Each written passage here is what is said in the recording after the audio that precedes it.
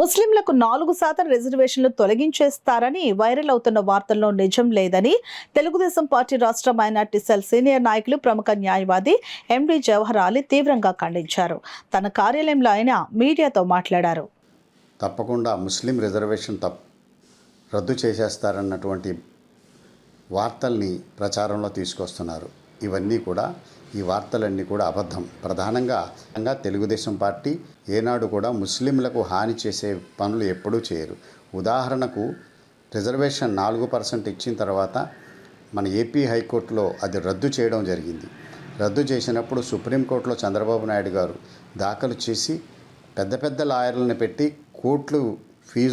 కోట్ల రూపాయలు ఫీజులుగా ఇచ్చి వాటిలో స్టే తీసుకొచ్చి ఆ 4% రిజర్వేషన్ ఏదైతే ముస్లింలు ఈ రోజున లబ్ధి పొందుతున్నారో దాన్ని కొనసాగించే విధంగా చంద్రబాబు నాయుడు గారి టైంలోనే కొనసాగించడం జరిగింది. ఇది యథార్థం. ఇది మేము వ్యక్తిగత అనుభవంతో చెప్తున్న విషయం. కాబట్టి అందరూ మిత్రులారా, ప్రత్యేకించి ముస్లిం సమాజానికి తెలియజేసేది ఏమిటంటే, తెలుగుదేశం ప్రభుత్వంలో ఏనాడు కూడా ముస్లింలకు హాని జరగదు.